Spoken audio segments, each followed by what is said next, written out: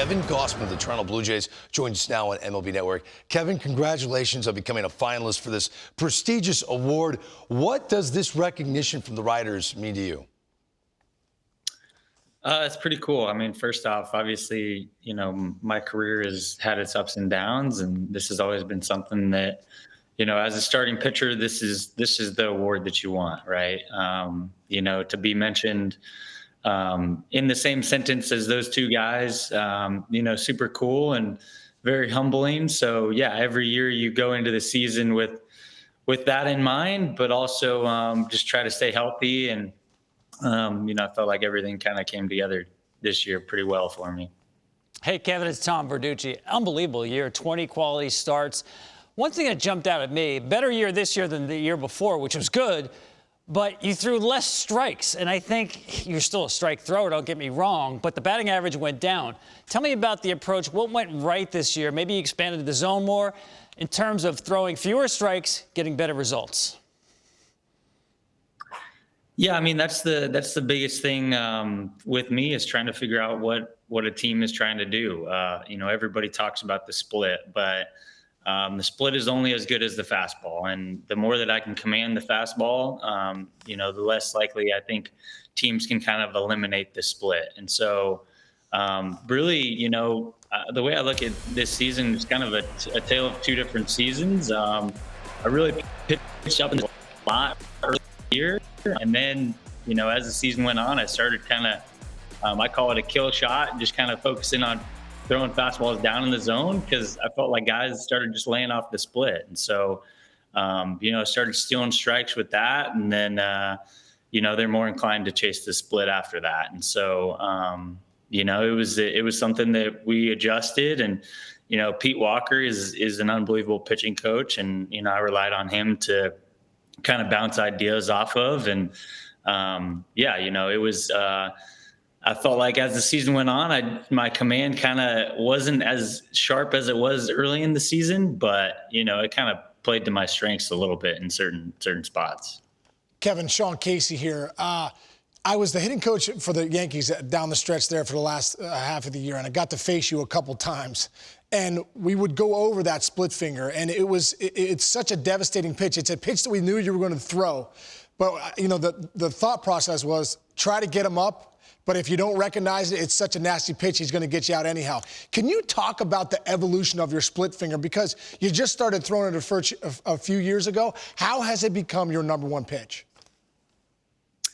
Yeah, I mean, I've always thrown it. I think it's like anything. The more I've thrown it, the better it's gotten and the better feel I have for it. And so, I'm able to, I can throw a bad split for a called strike whenever I need to, but that's usually, the ones that end up getting hit a long ways. So I try not to throw too many of those.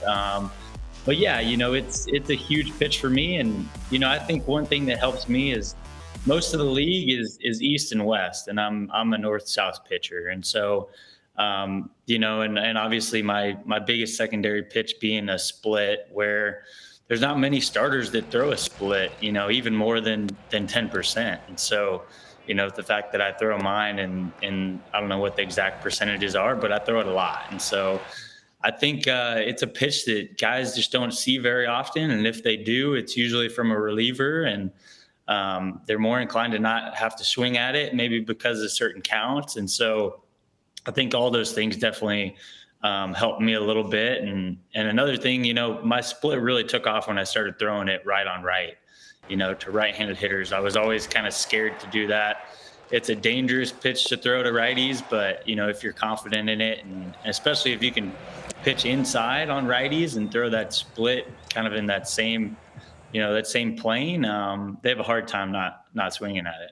No, you threw it a lot in September with the 2.43 ERA down the stretch. I was wondering about the postseason stress for you guys coming down. You talk about stress innings, and you had some big starts in September for the Blue Jays coming into the postseason. Was there more pressure for you in those starts?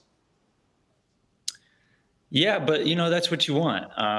Listen, I've been on teams where the last month of the season didn't mean anything, and I'd much rather have every start you're going into, September, and it's a grind. When I was with the Giants in 21, I felt like we won 22 games in September, and the Dodgers won 21, and it literally came down to the last game of the season. So, we've been in that situation.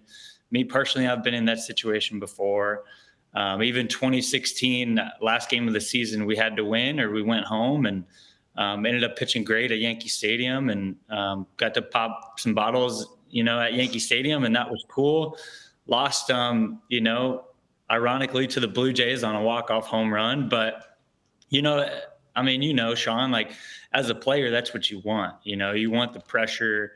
It's tough and it kind of can keep you up at night, but you'd much rather have that than have the last month, month and a half where the games don't mean anything. Well, like Sean said, you thrived under the pressure in September. ERA under 2.5. Kevin Gausman, a finalist for AL Cy Young. Thanks for joining us. Best of luck next week. We'll be talking to you. All right. Thanks, guys. Have a good one.